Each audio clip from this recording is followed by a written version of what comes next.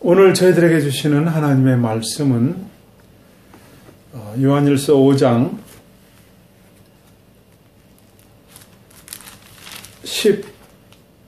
18절로부터 21절까지 말씀입니다. 요한일서 5장 18절로부터 21절까지 말씀을 함께 교독하겠습니다. 하나님께로서 난 자마다 범죄치 아니하는 줄을 우리가 아노라. 하나님께로서 나신 자가 저를 지키심에 악한 자가 저를 만지지도 못하느니라. 또 아는 것은 우리는 하나님께 속하고 온 세상은 악한 자 안에 처한 것이며, 또 아는 것은 하나님의 아들이 이르러 우리에게 지각을 주사 우리로 참된 자를 알게 하신 것과, 또한 우리가 참된 자 곧 그의 아들 예수 그리스도 안에 있는 것이니 그는 참 하나님이시오 영생이시라.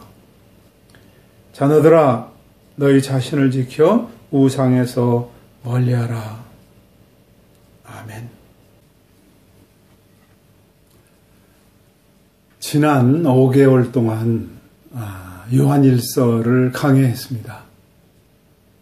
오늘 요한일서의 마지막 말씀을 듣는 시간입니다. 함께 기도하고 말씀 나누겠습니다. 하나님 아버지,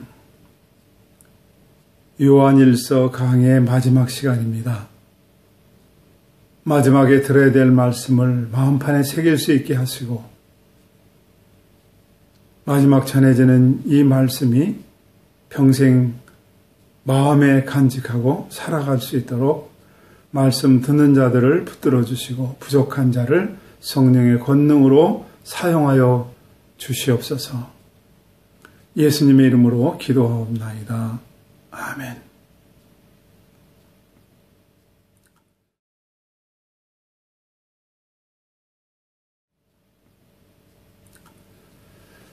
사도 요한은 요한복음을 기록했고, 서신서, 요한일서, 이서, 3서를 기록했고, 요한계시록을 기록했습니다.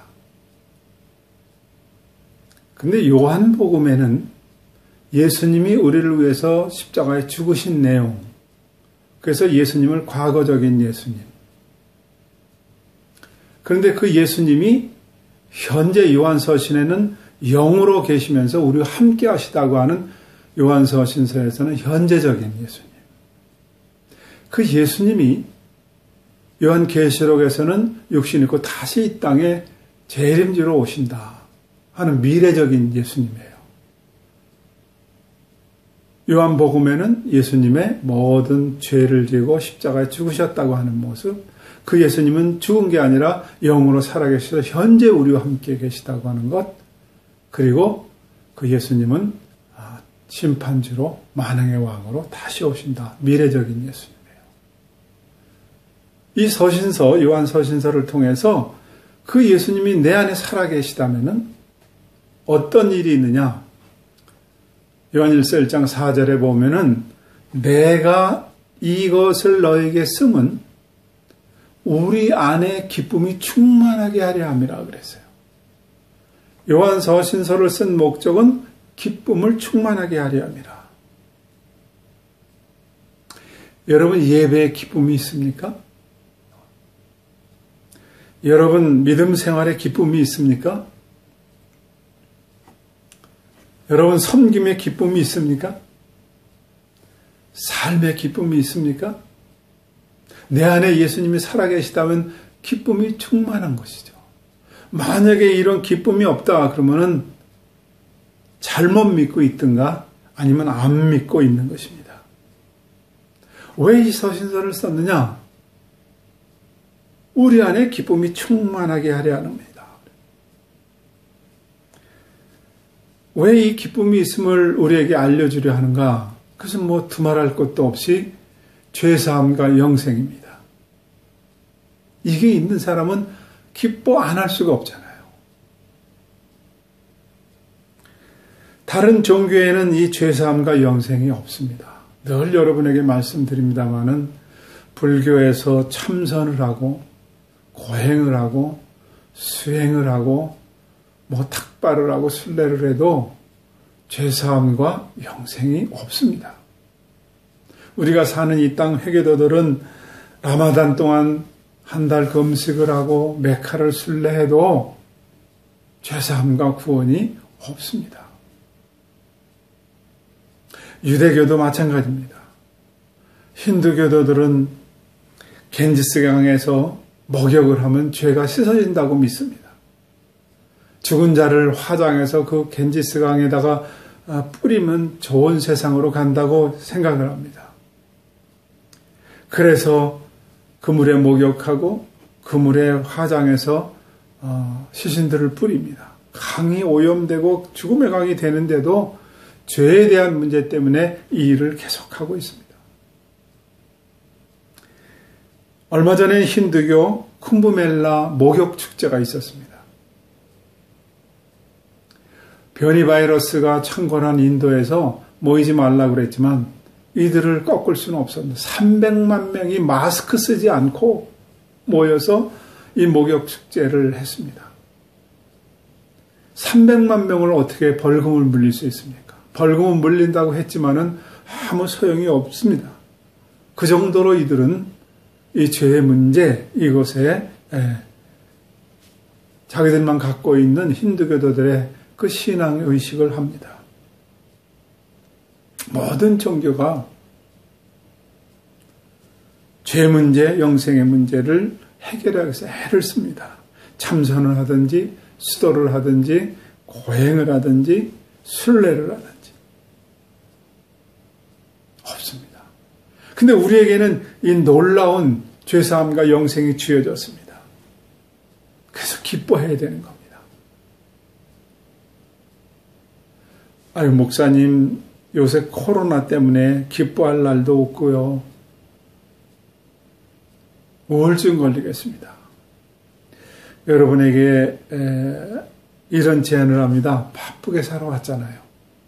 그러니 이렇게 누구 만나는 것도 조심스러운 이런 때에 조용히 묵상도 좀 해보고요. 또 성경도 한번 정독해보는 시간 가지면 어떨까 생각해요. 치열하게 살아왔으니까 느긋하게 커피도 한 잔 마시고 삶을 한 번씩 되돌아보는 그런 게 있으면 참 좋겠습니다. 답답하죠. 그러나 죄, 영생의 문제가 해결됐으니까 이것만으로도 우리는 기뻐해야 된다고 생각을 합니다. 요한 사도는 이것 때문에 썼다는 거예요. 죄 사함은 인간의 노력이 아닙니다. 요한복음에서 예수 그리스도의 십자가의 은혜를 얘기하고 요한 서신서에서는 그 예수님이 내 안에 지금 살아계시다 하는 거예요. 그럼 현재적으로 기쁨이 충만해야 된다. 이것은 당연하다고 생각을 합니다. 또 이것을 너에게 쓰면 2장 1절에 보면 너희로 죄를 범치 않게 하려 함이라 그랬어요. 죄, 우리는 죄를 한 번도 안 지을 수가 없습니다. 우리는 실수할 수 있고 죄를 지을 수 있습니다. 그러나 너희가 죄를 범치 않게 하려 함이라고 하는 이 말씀 안에 들어있는 말씀의 뜻은 죄에 머물러 있으면 안 된다는 겁니다. 죄를 반복해서 지을 수 없다는 거예요. 그럼 내가 지었던 죄는 어떻게 하느냐? 그것은 대언자 예수님이 있다는 거예요. 이것은 죄를 합리화하라는 얘기가 아닙니다. 이것은 죄를 지어도 된다는 얘기가 아니에요. 예수님의 십자가의 은혜, 암벽 등반하는 사람이 이렇게 안전줄을 달아놓은 것처럼 그 대언자, 이 세상에서 누구도 이길 수 없는 변호사 예수님이 있으니까 너희들은 안심하고 이 세상의 삶을 살라는 거예요. 죄를 범치 않게 하려니라. 그래서 이걸 썼다는 거예요. 얼마 전에 벨기에 대사 부인이 쇼핑몰에 가서 어떤 종업원의 따귀를 때렸다는 얘기를 듣고 또 이분이 사는 아파트에서 지나가는데 청소하는 분이 이렇게 청소하다가 어떻게 실수로 먼지가 좀 날렸는지요. 그 밀쳐서 또 넘어뜨리고 이런 사건을 우리가 신문지사 통해서 들었어요. 대사 부인이 말이죠. 중국계라고 하는데 이렇게 수준 낮은 사람도 있는지 참 이렇게 형편없는 사람도 있는지 잘 모르겠어요. 그런데 외교관이기 때문에 가족이랑 면책 특권이 있습니다. 체포해서 그 죄를 물을 수가 없다는 거예요. 할 수 있는 것이 이제 추방시키는 건데 추방당하기 전에 벨기에 정부에서 불러서 들어갔다 그런 얘기가 있어요. 여러분 이런 대사 부인도 면책 특권이 있는데 우리는 대언자 예수 그리스도가 있다는 거예요. 이것을 너에게 쓰면 너희가 죄를 범치 않게 하려 함이라. 예수 믿는 사람은 죄에 머물러 있거나 죄를 반복해서 지을 수 없다는 얘기예요. 또 이것을 너희에게 쓰는 이유가 있습니다. 2장 14절을 보니까 흉악자를 이기었습니다. 흉악자라는 마귀를 이겼다는 거예요. 예수님께서 마귀 시험에서 승리하신 것처럼 우리도 마귀를 이겼다고 선언하는 거예요. 세상은 마귀가 주관하고 있습니다. 세상 임금이 권세 잡은 곳입니다. 그래서 여러분들에게 말씀 나눈 것은 세상에서 성공하려 하지 마시고 승리하셔야 됩니다. 왜? 세상은 마귀가 주관하고 있기 때문에 이겨야 된다는 거예요. 많은 사람들이 세상에서 성공하고 지는 사람들이 있어요. 성공을 했으나 세상에서 이김이 없다면 이건 다 헛겁니다. 그래서 여러분 승리하십시오. 이기십시오 하는 말씀을 함께 나눴어요. 또 요한사도가 이것을 쓴 것은 5장 13절에 보면 영생이 있음을 알게 하려 함이라 그랬어요. 열심은 있는데 영생을 모르는 사람이 있어요. 평생 교회를 다녔는데 예수를 영생을 모르고 다니는 사람도 있어요. 구원론 할 때 여러분에게 이 말씀 드렸습니다. 이제 삶의 끄트머리에 와 있는 장로님에게 목사님이 신방을 갔습니다. 장로님에게 묻습니다. 이제 하나님 앞에 가시면은 천국 가시는 거 아시죠? 믿고 계시죠? 그랬더니 어떻게 하려나 그걸 주고 봐야 알지 그러더라는 거예요. 이렇게 기막힌 상황 속에서 목사님이 요한복음 5장 24절을 읽어드렸어요. 내가 진실로 너희에게 이르노니 내 말을 듣고 또 나 보내신 이를 믿는 자는 영생을 얻었고 심판에 이르지 아니하나니 사망에서 생명으로 옮겼느니라. 이 말씀을 내 말을 듣고 나 보내시는 이를 믿는 자는 영생을 얻을지 못 얻을지 아직 모르겠고 심판에 이르지 아니하나니 사망에서 생명으로 옮길지 못 옮길지 두고 봐야 한다 하고 목사님 일부러 그렇게 읽었어요. 그때 장로님이 성경을 달달 외우시는 분인데 성경을 목사가 엉터리로 읽는다고 그랬다는 거예요. 여러분 누가 엉터리예요?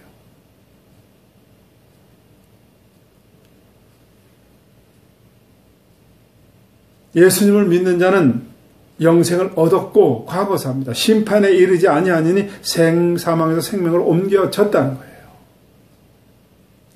이것 때문에 영생이 있음을 너희들에게 알려주려고 썼다는 거예요. 그러니까 사도 요한이 서신서를 쓴 목적은 내가 예수를 믿으면서 기쁨이 내 안에 충만하게 있느냐? 죄에 계속해서 머물러 있는 건 그건 아니다. 또 넌 흉악한 자를 이겼냐? 영생을 알고 있느냐? 이 말입니다. 그리고 이제 오늘 마지막 결론에서 네 마디 말씀을 합니다.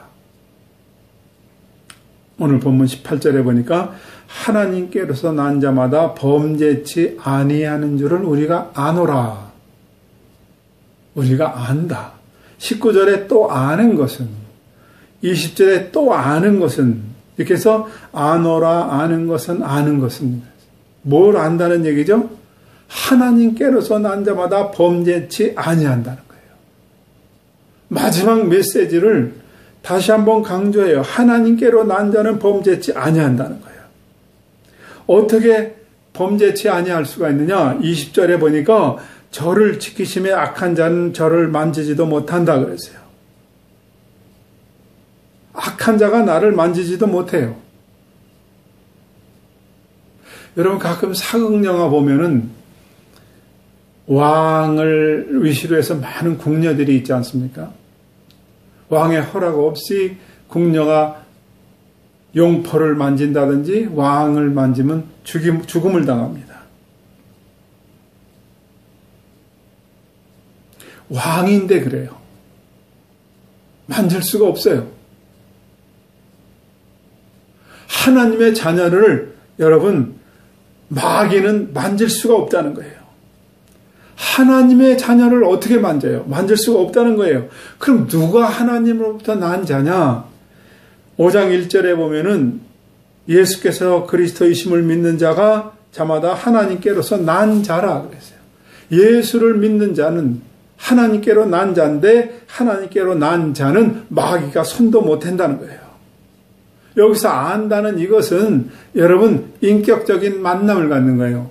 지식적으로 그렇대더라 이게 아닙니다. 내가 대통령을 아는 것과 대통령이 나를 아는 건 다른 거예요. 그렇지 않습니까? 우리 국민들은 다 대통령을 알아요. 근데 대통령과 아무 상관이 없어요. 대통령이 나를 알아야 되는 거예요. 여기서 안다는 것은 지식이 아닙니다. 인격적인 만남을 갖는 거예요. 그런 사람은 죄 속에 있지 않는다. 그리고 이제 마지막 말씀이 21절 자녀들아 너희 자신을 지켜 우상에서 멀리하라 그랬어요. 여러분 이 우상 뭐예요? 모든 형상 아닙니까? 출애굽기에 보면은 하나님을 믿는 백성들이 금으로 송아지를 만들어서 그것을 하나님이라고 섬겼습니다. 참 안타까워요. 여러분 신명기 27장 15절에 보면은 장색의 손으로 조각하였거나 부어 만든 우상은 여호와께 가증하니 그것을 만들어 은밀히 세우는 자는 저주를 받으라 할 것이요 모든 백성은 응답하여 아멘 할지라 그랬어요. 손으로 조각하였거나 부어 만든 그런 우상 그거 만들면은 저주를 받는다는 거예요.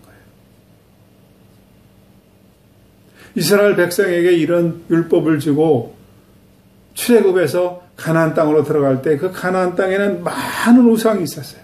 바알 신상, 아사렛, 암몬, 다곤신 많은 신들이 있었어요. 그래서 특별히 우상을 만들지 말라고 율법에 넣었습니다. 또 예수님 당시에는 헬라의 영지주의가 이혼론이 돼서 육으로는 죄를 짓고 영으로는 각종 신을 섬겼어요. 육신을 더러운 데 내던져도 아무 상관이 없어. 이건 더러운 거니까 없어질 거니까. 그리고 영으로는 각종 신들을 섬겼어요. 여러분 이 헬라 철학이 번성했던 그리스 가보세요. 파르테논 신전에 아주 많은 신상들을 볼 수 있어요. 지금 올림픽 한참 진행하고 있습니다. 올림픽을 어디에서 그리스에서 봉합부를 붙여오는 게 신전에서 붙여옵니다.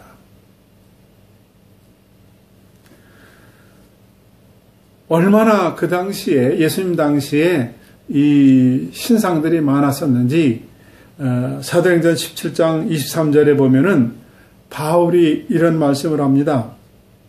내가 두루 다니며 너희가 위하는 것들을 보다가 알지 못하는 신에게라고 새긴 단도 내가 보았다 그랬어요. 얼마나 신이 많은지 어느 신은 알지 못하는 신도 있다고 그렇게 적었다는 거예요. 유럽에는 많은 신상이 있었습니다.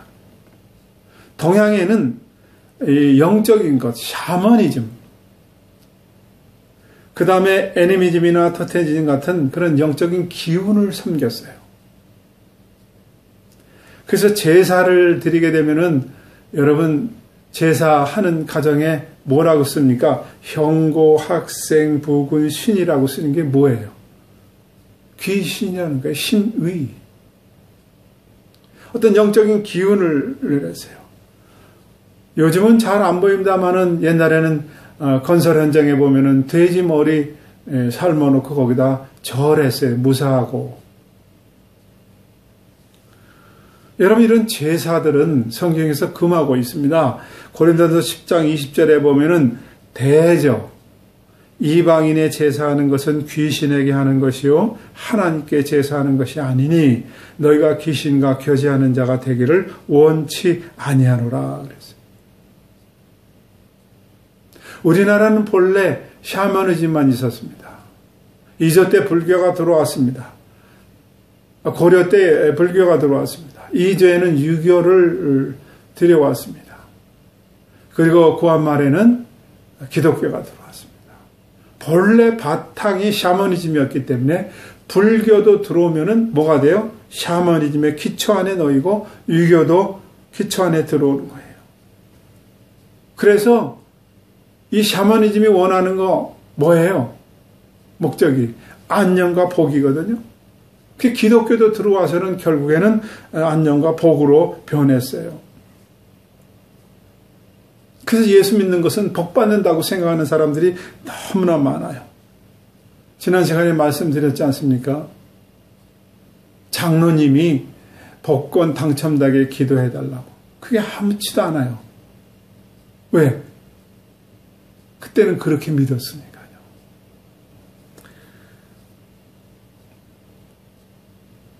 목사님이 성경 한 구절 읽어놓고 성경하고 다른 축복을 얘기하는 것만 해도 아무렇지도 않았어요. 그냥 성도들이 아멘 아멘 했어요.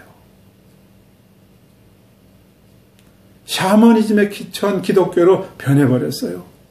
지금도 많은 사람들이 오래 기도해요. 혀에 알통박이도록 기도하면은 내가 원하는 걸 얻는다고 생각하는 사람이 의외로 많아요. 근데 지난 시간에 뭐라고요? 주님 뜻대로 구해야 얻는다는 거예요. 내가 나의 욕심을 얻는 게 아니에요. 여러분, 이 사도 요한은 이 서신서를 기록할 때 거의 100세수를 누리고 기록했고 제일 나중에 기록했다는 거거든요. 근데 사도 요한이 보니까 우상이 너무 많이 있는 거예요. 신상도 신상이지만은 폭을 우상화하는 거예요. 여러분, 성경엔 탐심도 우상이라고 그랬어요. 골로새 3장 5절에 보면 탐심도 우상 숭배니라 그랬어요. 기독교가 기복신앙으로 변해버렸어요. 에베소 5장 5절에 보면은 너희도 정령이 알거니와 음행하는 자나 더러운 자나 탐하는 자 곧 우상 숭배자는 다 그리스도와 하나님 나라에서 기업을 얻지 못한다 그랬어요. 여러분, 믿음 생활이라고 하는 것은 복을 얻는 게 아니에요. 예수님께서 성전에서 장사하는 사람들을 향해서 얼마나 분노하셨습니까? 채찍을 만들어서 내어 쫓고 그렇게 화를 내셨어요. 예수님은 한 번도 화를 낸 적이 없잖아요. 세리나 창녀를 만나도 다정스럽게 대했던 예수님이 성전에서 장사하는 사람들을 향해서는 그렇게 진노하셨어요. 여러분, 요즘에는요, 모스크 옆에에도 가게를 만드는 걸 봤어요. 제가 살던 칼리디아 최이스람 슈퍼마켓 옆에도 그랬고, 우리 성교관 있던 쪽에 새로 지은 모스크에도 옆에 가게가 있어요. 이렇게 보니까 이불 같은 거 이런 걸 팔더라고요. 성전을 장사하는 곳으로 바꿔버리고 모스크도 장사하는 곳으로 바꿔버리는 거예요. 결국엔 나중에는 본질을 잃어버리고 장사만 남지요. 예수님은 단호하게 내어 쫓아져요. 여러분, 우리는 이것을 깊이 생각해야 됩니다. 그러면은 현대인의 우상이 뭘까요?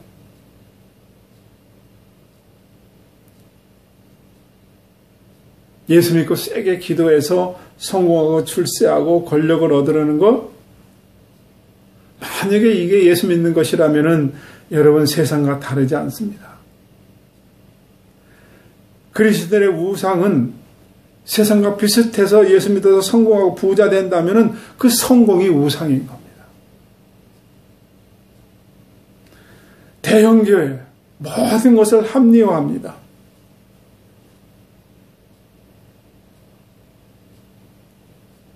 대형교회가 우상일 수 있어요. 대형교회일수록 거의 다 세습을 했습니다.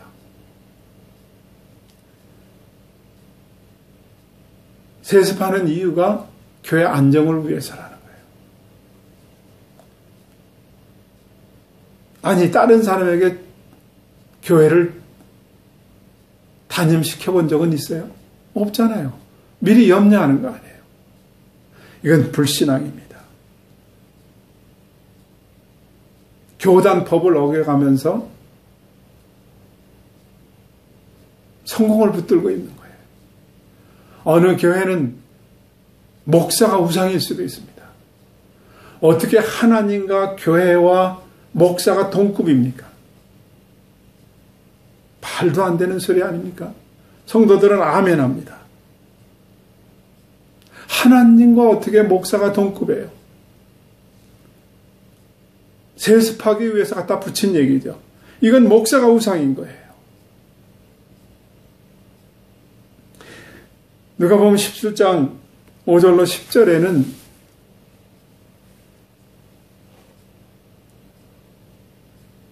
우리가 모든 것들을 다시 생각하게 하는 그런 말씀이 있어요.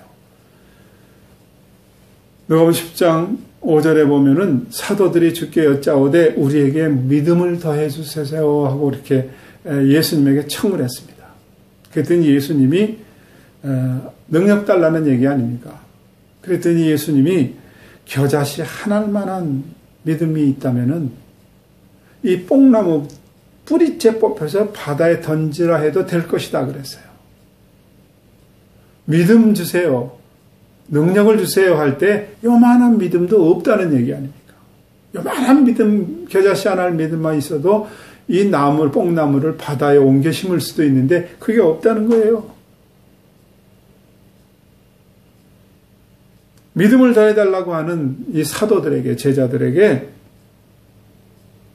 종의 얘기를 합니다. 밭을 갈거나 양을 칠거나 이렇게 종과 함께 일하고 집에 돌아왔다. 그러면 어느 주인이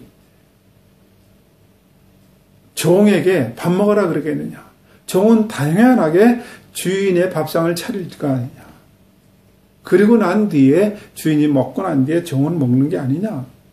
이렇게 말씀을 하시고 이 종에게 밥을 차려왔다고 누가 살해를 하겠느냐? 목회자로 여러분을 불렀다면은 주의 일꾼으로 불렀다면은 무익한 종이라 해야 될 일을 했을 뿐이라 그렇게 말하라는 거예요. 그게 10절이에요. 이와 같이 너희도 명령받은 것을 다 행한 후에 이르기를 우리는 무익한 종이라 하여야 할 일을 한 것뿐이라. 무익한 종이에요. 할 일을 한 것뿐이라는 거예요.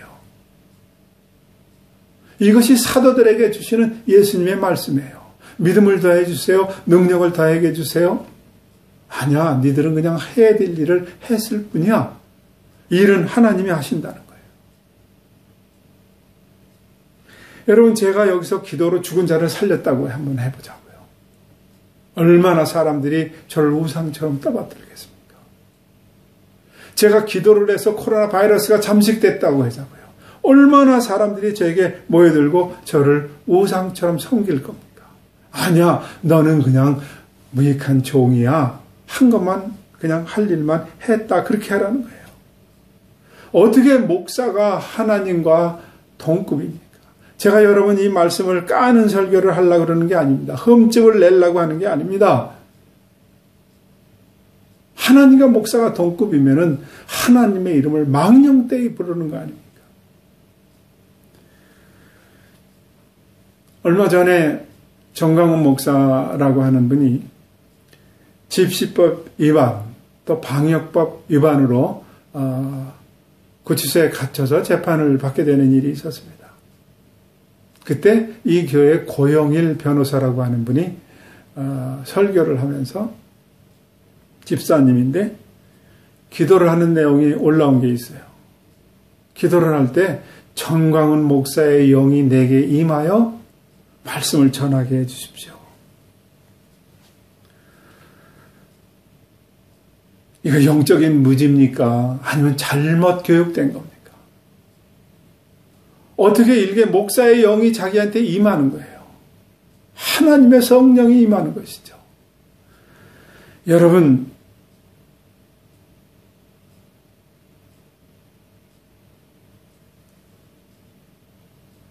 어느 누구도 목사가 우상이 되거나 교회가 우상이 될 수는 없는 겁니다. 성공이 우상이 될 수는 없는 겁니다. 구약에 보면 모세를 우리는 기억합니다. 모세처럼 기적, 이적을 많이 한 사람이 어디 있어요? 바로 앞에 가서 지팡이 하나 들고 10가지 재앙을, 그 지팡이를 앞으로 내밀 때 홍해가 갈라지는 역사를, 반석에서 아무 물이 없는 데서 두드릴 때 물이 흐르는 샘물이 터져나오는 역사를. 그런데 이 모세가 느보산에서 모압 평지를 바라보며 죽지 않습니까? 그럼 거기 어디에다 장사 지냈어요.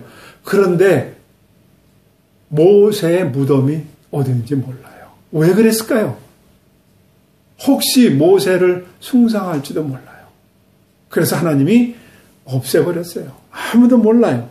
또 모세의 노뱀 사건이 있어요. 하나님을 원망해서 불뱀이 나와서 물어 죽일 때 간절히 하나님께 기도했을 때 노뱀을 하나 메어 달아라. 이것을 쳐다보면 살게 된다. 그래서 노뱀을 쳐다본다니 살았어요. 그러니까 이 노뱀이 얼마나 귀중한지 갖고 들어왔어요. 가나안 땅까지 들어갔습니다. 왕 열왕기하 18장 4절에 보면은 여러 산당을 제하며 우상을 깨트리며 아살의 목상을 찍으며 모세가 만들었던 노뱀을 이스라엘 자손이 이때까지 향하여 분향함으로 그것을 부수고 누후사단이라 일컬었더라 그랬어요. 이 말씀은 열왕기에 이 히스기야 왕이 종교 개혁을 하거든요. 그때에 산당을 제하고 우상을 깨트리고 아살의 목상을 찍어버렸어요. 또 하나 모세가 만들었던 노뱀을 이스라엘 사람들이 분향을 하는 거예요. 이것도 깨트려 버렸어요. 모세가 출애굽할 때 그 연도와 히스기야 왕 때는 거의 800년, 1000년 가까운 시간이 되는 시간 동안 거기다가 분향을 했다니까요. 여러분, 그 어느 것도 우상이 되면 안 돼요. 성공이 우상이 되면 안 돼요. 여러분, 목사가 우상이 되면 안 되는 거예요. 신비주의가 우상이 돼도 안 되고 기복주의가 우상이 되면 안 되는 거예요. 탐심도 우상 숭배라고 했어요.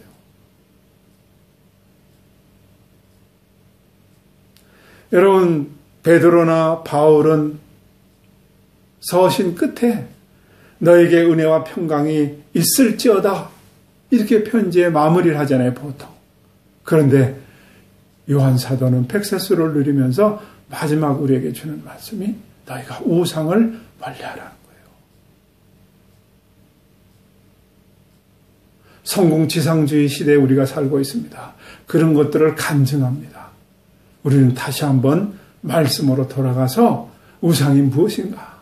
그것이 성공이고 돈이고 자식이고 그것이 혹시 목사라 할지라도 교회를 대형으로 만든 것이라 할지라도 다 물리칠 수 있어야 됩니다.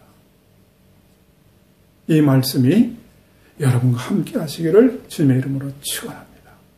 기도하겠습니다. 하나님 아버지, 오늘 요한이 주시는 마지막 말씀을 우리가 들었습니다. 탐심도 우상이라고 했는데 우상을 멀리하라고 하는 그 요한의 사도의 가르침을 우리가 이제는 삶 속에서 붙들게 하시고 그런 것들을 다 내려놓고 오직 주님만 바라보게 하여 주옵소서. 성공이 아니라 주님을 바라보게 하시고 대형교회가 목사가 아니라 주님 바라보게 하는 그런 참신앙의 소유자들이 다 되게 하여 주시옵소서. 예수님의 이름으로 기도하옵나이다.